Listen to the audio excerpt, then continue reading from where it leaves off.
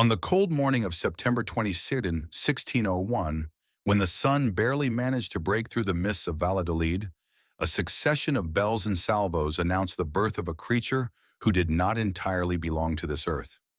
Anna Maria Mauritia of Austria, as she was called, came into the world as the perfect echo of a dynasty that was already beginning to rot from within. The Habsburgs, masters of half the planet and slaves to their own blood, celebrated the birth of a girl who was to ensure the continuity of power, even though in her veins flowed the same mixture of greatness and doom that would eventually destroy them.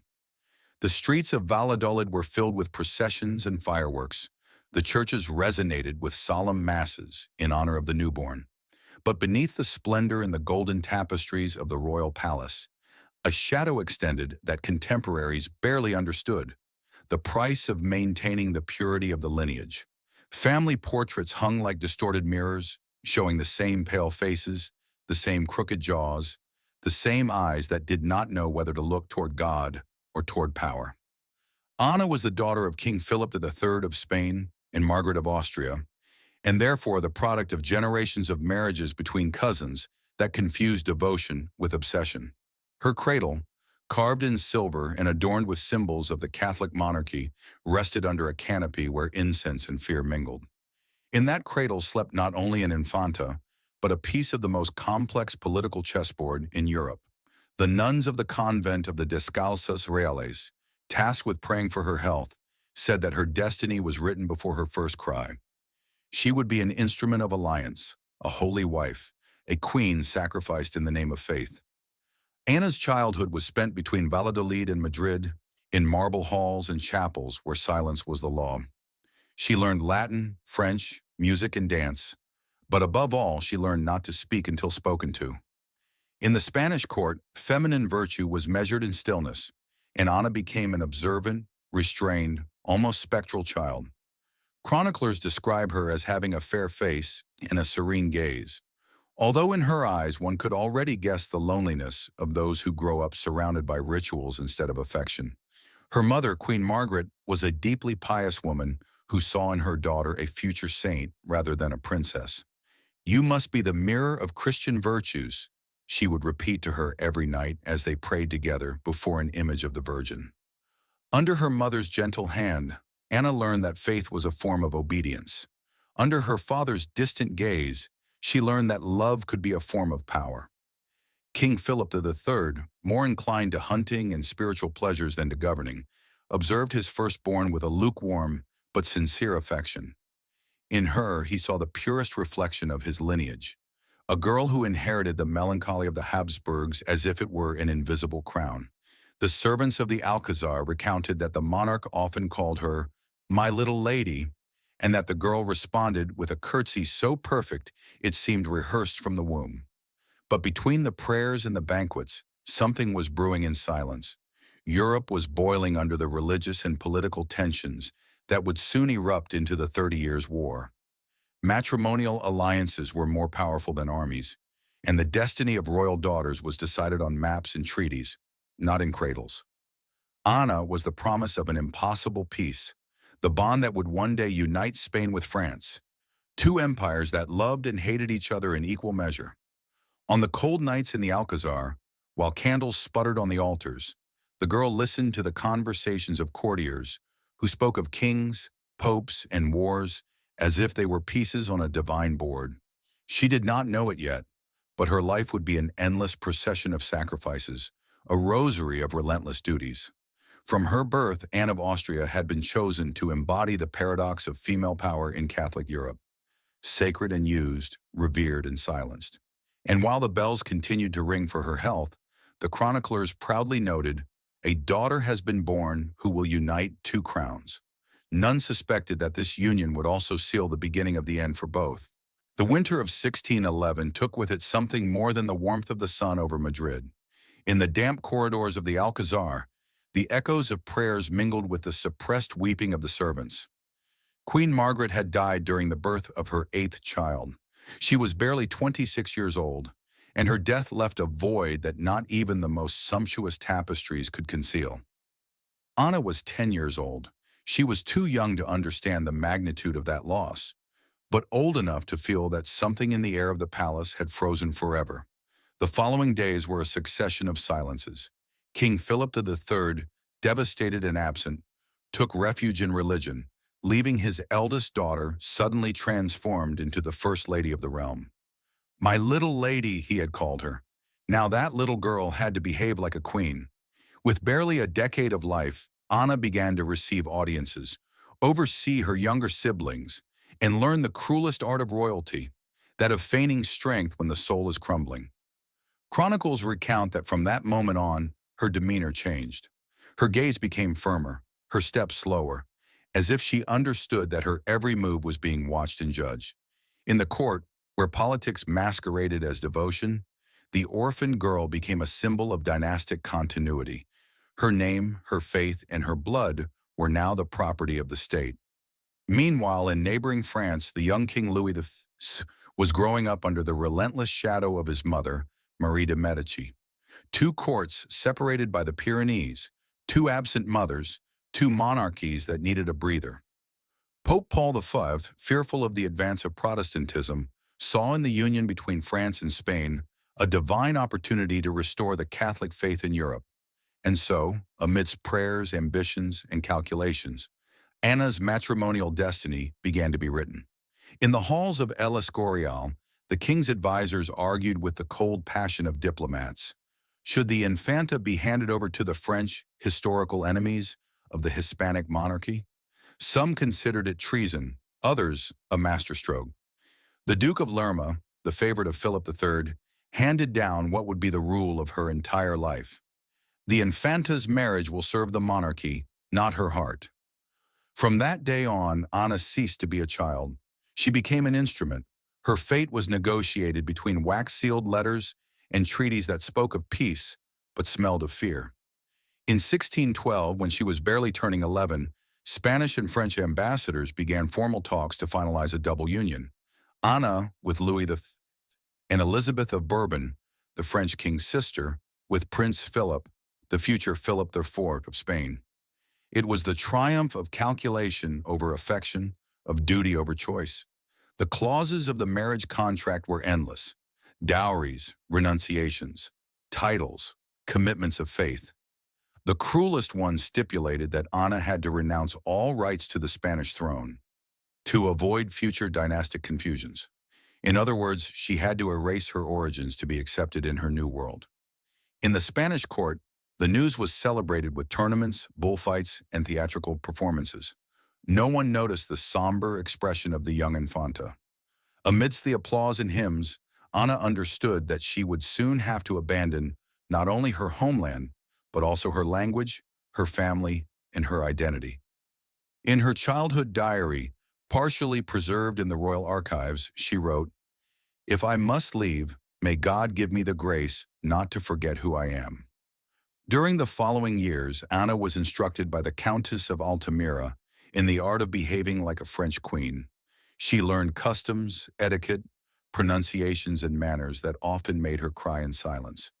"Remember, Your Highness," her governess would tell her, "in France you will be Spanish, and in Spain, French. You will never entirely belong anywhere." Thus was forged the character of a girl turned into the symbol of a precarious alliance. Between prayers and etiquette lessons, between maps of Europe and gilded mirrors, Anna learned the most painful lesson of her dynasty, that princesses are not born to love, but to be given away. And while the court prepared the wedding festivities, winter settled into her heart. The bells that had announced her birth 15 years earlier would ring again, this time to bid her farewell. No one suspected that, upon crossing the Pyrenees, Anne of Austria would not only change kingdoms, but destinies. The autumn of 1615 dyed the roads of Castile with the color of a muted fire. The trees surrendered to the wind, and the fields were covered with dead leaves, as if the earth itself were preparing for mourning. In the midst of that melancholy, a caravan of more than 2,000 people advanced slowly toward the north. Behind the carriages loaded with gold, tapestries, and trousseau chests traveled a 14-year-old girl wrapped in crimson velvet. It was the Infanta Anne of Austria, on her way to a border that separated not only two kingdoms, but two lives. At her side, the Countess of Altamira tried to maintain her composure, although she knew that the impending farewell would not be a simple diplomatic act. Crowds came out of the villages to see her pass. Some knelt, others threw flowers or coins on the ground. Everyone knew they were witnessing a royal sacrifice. Marriage is to a princess what war is to a prince, her confessor had told her. Both must offer their lives for the crown. Anna repeated those words in silence as the carriage moved through the dust of the road. The Duke of Lerma led the procession, proud of his political handiwork. He knew that this matrimonial exchange would seal a fragile peace, but it would also strengthen his own power. However, beneath his armor of vanity, he felt a superstitious unease. The omens were not good. A comet had been seen over Madrid weeks earlier, and some in the court interpreted it as a harbinger of misfortune. The Habsburgs believed in signs, and Anna, although instructed in theological reason, also feared the designs of heaven. After a month of travel, the caravan reached the border with France at the Bidasoa River, where the small Pheasant Island stood. It was a piece of neutral land, a symbol of balance between two worlds. There, the ritual of exchange was to take place. Anna would surrender her Spanish identity to become Queen of France, while Elizabeth of Bourbon would cross in the opposite direction to take her place in Madrid. The island had been transformed into a perfect theatrical stage with identical pavilions built on each bank, one facing Spain and the other facing France. Between them, a common room represented the exact point where destiny would change hands. The morning of November 9th dawned freezing and bright. From both banks of the river, banners could be seen waving, and the air smelled of incense, fear, and diplomacy. At noon, the barges began to move in unison. Anna, dressed in a blue silk gown embroidered with fleur-de-lis, the symbol of the French monarchy, kept her head high while the waters reflected the trembling of her soul. A few meters away, Elizabeth of Bourbon, wearing the colors of Spain, was experiencing the same trance. When the two vessels met in the center of the pavilion, the young women stepped down and looked at each other for the first time. Two teenagers with the same fate, two pieces exchanged for reasons of state. "I wish you happiness in my father's court," Anna said in a painstakingly rehearsed French. "And I the same in my brother's," Elizabeth replied in clumsy Spanish. The words floated for a moment in the freezing air before vanishing, as if the river had devoured them. Minutes later, each continued on her way to the opposite shore. When Anna stepped onto French soil, the Duke of Guise received her with a solemn bow. He led her to the nearest church to celebrate a massive thanksgiving, while from the other shore, the Spanish banners bowed for the last time. In that moment, Anne of Austria ceased to be Spanish and became French. That night in Saint-Jean-de-Luz, the proxy wedding was celebrated. Louis XIV, barely a year older than her, was represented by the Duke of Guise himself. In the halls illuminated by hundreds of candles, the young queen participated in the banquet with a dignity that surprised even the French courtiers. "She was born to rule," murmured a young bishop named Richelieu, who could not yet imagine how much he would come to hate and fear her. Hundreds of kilometers away, in his cell at the monastery of El Escorial, Friar Geronimo de Sepulveda wrote in his chronicle, "Today the Infanta Anna has ceased to be a daughter of Spain to become the mother of France. May God protect her, for her sacrifice has been perfect." During the long journey to Paris, Anna was received like an omen. In Bordeaux, she delivered her first speech in French, and the people cheered her. In every city, balconies were adorned with tapestries, but nostalgia could be seen in her eyes. The Spanish ladies who accompanied her wept in secret. They knew that upon reaching the capital, they would be sent back.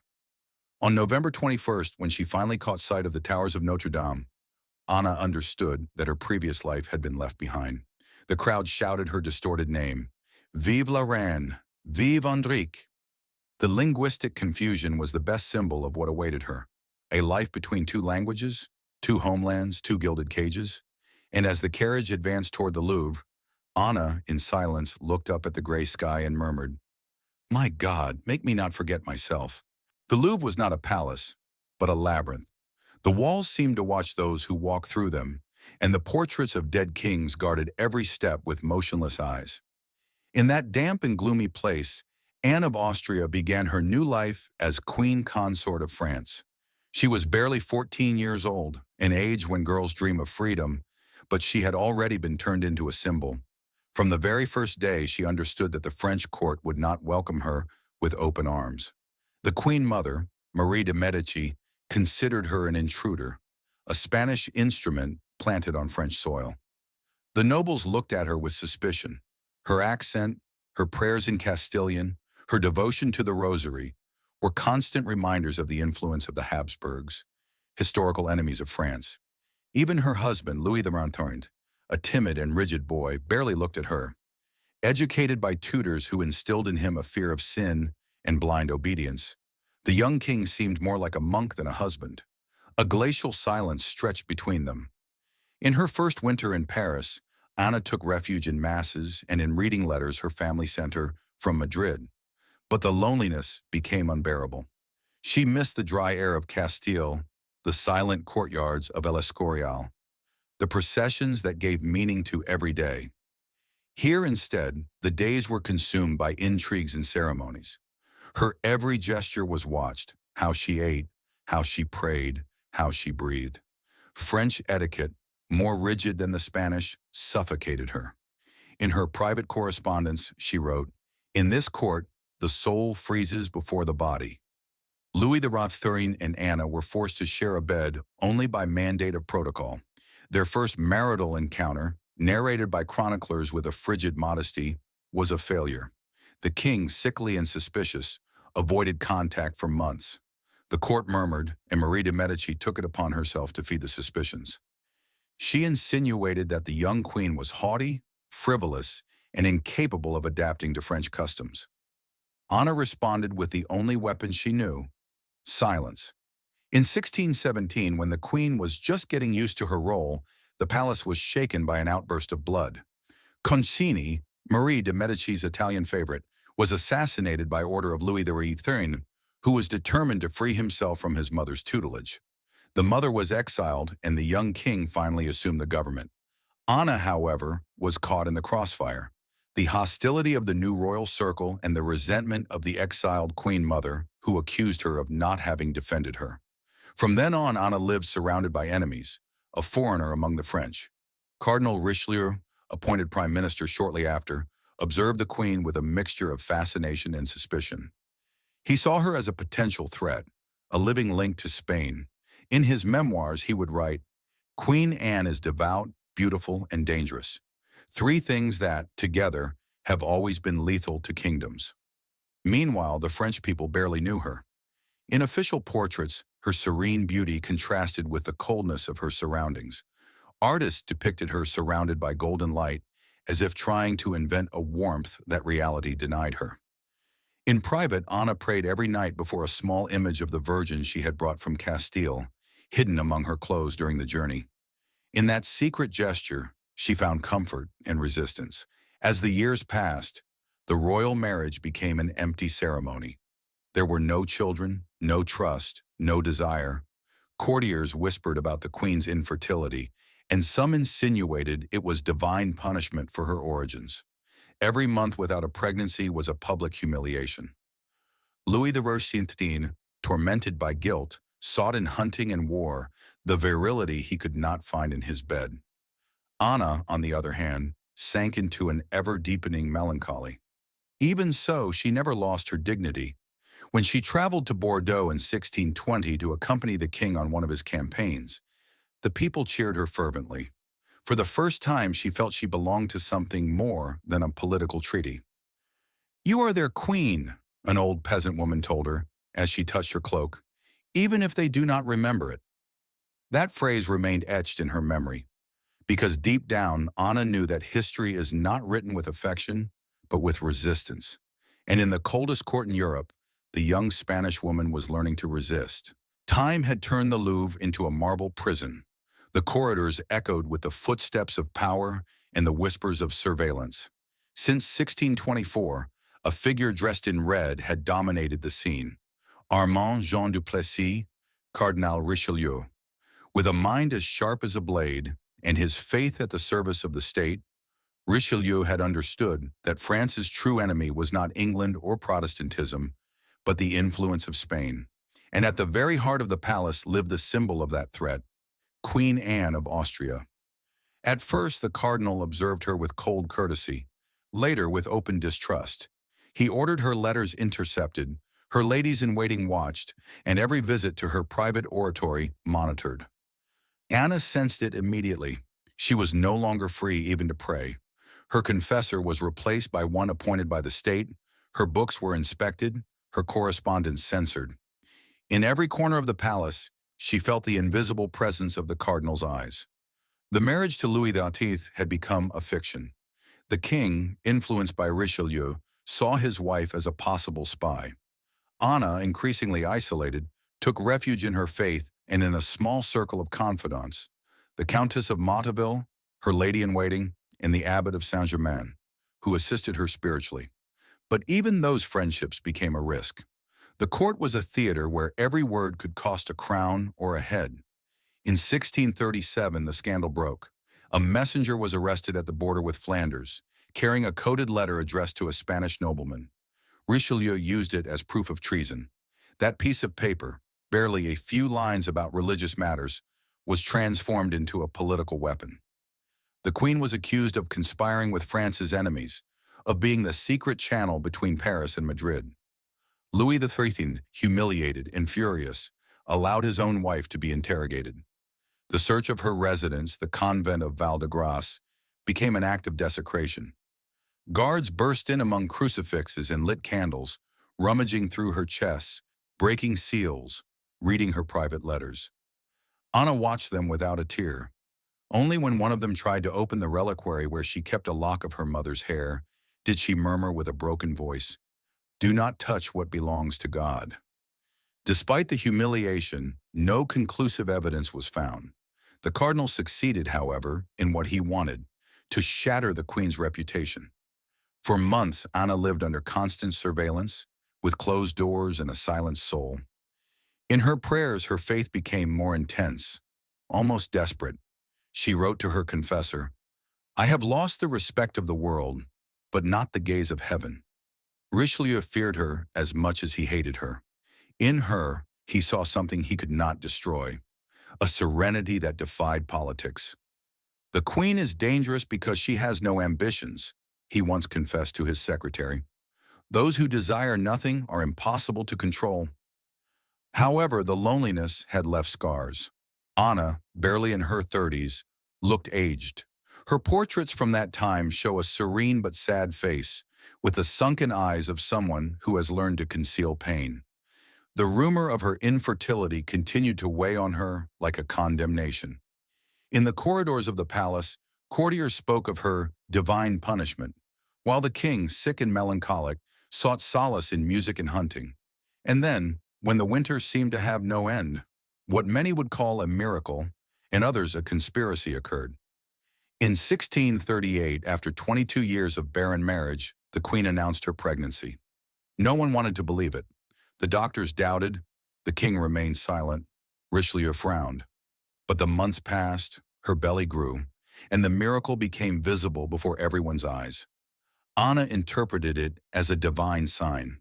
She ordered the construction of a sanctuary in gratitude, the Church of Val-de-Grâce. Inside, an inscription can still be read, "Louis Dieudonné, God gave him." For that would be the name of the child to be born. Louis, the gift of God, the future Louis XIV. In the corridors of power, the Red Cardinal understood that his enemy, the Spanish Queen, had just defeated him without raising her voice. The dawn of September 5th, 1638, was different in Saint-Germain-en-Laye. The bells rang out as if every piece of bronze were celebrating the end of a spell. In the palace gardens, courtiers waited with tense faces. After more than 2 decades of a barren marriage, Queen Anne of Austria had given birth to a healthy boy. France, which had been living on edge, finally breathed a sigh of relief. The little one was baptized Louis Dieudonné, Louis the God-given. For many, it was more than a birth. It was a redemption. The news spread like wildfire through the streets of Paris. Masses were celebrated in the churches, monks rang bells, and even the most skeptical murmured that this could only be the work of heaven. Anne, who had endured years of humiliation and suspicion, was suddenly elevated to the status of a saint. Her face, previously portrayed with coldness and sorrow, now appeared in paintings bathed in golden light. The people called her La Reine Miraculeuse. However, for Anne, that miracle was also an intimate victory. She had fulfilled the most sacred duty of a queen, to provide an heir. The court that had once despised her now bowed before her. Even Richelieu, with his calculated coldness, acknowledged in his memoirs, "The birth of the Dauphin has been the most skillful stroke that God has played in politics." King Louis XIV, sick and consumed by his fears, seemed to rejuvenate. He frequently visited the little one's room and observed the mother with a certain tenderness, although love no longer existed between them, only a distant respect. Even so, in official portraits, they were depicted united, almost happy. France needed to believe in that image: a reconciled marriage, a restored dynasty, a secured future. The Queen, meanwhile, spent hours watching the sleeping child. In her letters, she called him "my little son," not suspecting that this nickname would become a prophecy. Louis XIV would grow up to be the Sun King, the absolute monarch who would transform France into the center of the world. But at that moment, for Anne, he was just a fragile child, a promise in her arms. A few months later, she gave birth to another son, Philippe, Duke of Orléans. The miracle seemed to have multiplied, but Anne's body, weakened by years of tension, began to suffer. The doctors spoke in hushed tones, aware that the price of the divine gift could be high. Even so, she did not complain. "I have waited all my life for these children," she wrote. "If I must die for them, I will die in peace." Motherhood transformed her. She was no longer the silent and fearful queen of before. In the king's councils, her voice began to be heard with respect. She understood better than anyone the symbolic importance of her motherhood. It was the bond between two Catholic powers, the victory of faith over suspicion, the incarnation of a blessed dynasty. In 1642, Richelieu died. The news reached the Louvre on a damp and gray dawn. Anne crossed herself in silence. "May God have mercy on his soul," she murmured, although deep down she knew that his shadow had finally dissipated. A few months later, in 1643, Louis XIV followed the same path. France was left orphaned of a king, and the throne fell to a 5-year-old boy. In his will, the monarch tried to limit the power of the Dowager Queen by appointing a regency council, but Anne was not willing to live under tutelage once again. When she was informed of the king's will, she replied with icy serenity, "For 20 years I have obeyed. Now it is my turn to rule." That same night, before the Parliament of Paris, she spoke the words that would change history. She declared the restrictions null and void and proclaimed herself the sole regent of the kingdom in the name of her son. No one dared to contradict her. Cardinal Mazarin, Richelieu's spiritual successor, was appointed her chief minister. Thus began a new era, that of a woman who had learned to survive in a man's world and who would now direct the destiny of a nation. The queen, who had been called a foreigner, a spy, and barren, became the most feared and respected power in France. In her diary, she wrote only one sentence: "I have waited for the light too long to fear the shadow." In the early hours of May 15, 1643, the air in Saint-Germain-en-Laye smelled of incense and iron. In a dimly lit chamber, little Louis XIV slept beneath a blue canopy, oblivious to the weight of history that had just fallen upon his shoulders. In the adjoining room, his mother, Anne of Austria, was signing the documents that made her regent of France. By her side, Cardinal Jules Mazarin, with a calm gaze and an ambiguous smile, bowed his head and murmured, "Your Majesty, the kingdom is in your hands."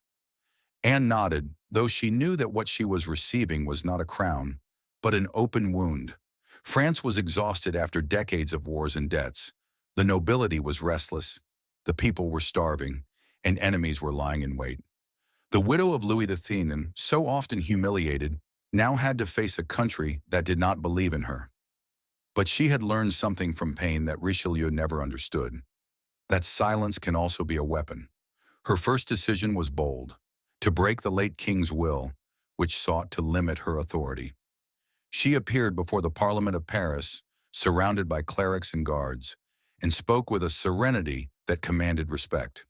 "I do not come to rule as a woman, but as a mother," she declared. The silence that followed was absolute. The Parliament, moved or intimidated, bowed before her. In a single morning, Anne of Austria became the effective sovereign of France. From then on, power was exercised from the shadows of the Louvre in the chambers of the royal palace, where candles burned day and night over maps of the kingdom. Anne and Mazarin formed an unusual alliance. He, an astute and diplomatic Italian; she, a queen marked by devotion and the memory of her enemies. Together they navigated conspiracies, betrayals, and wars with a mix of intelligence and patience that baffled everyone. But the court never forgave that union. The nobles considered it an affront, the people a scandal. Rumors multiplied. They said that Mazarin slept in the queen's chambers, that he was the true father of the Dauphin, that France was ruled by sin. Anne endured the slander with the same coldness she had learned under Richelieu. "They will not defeat me with words," she would say, "because only time reveals the truth."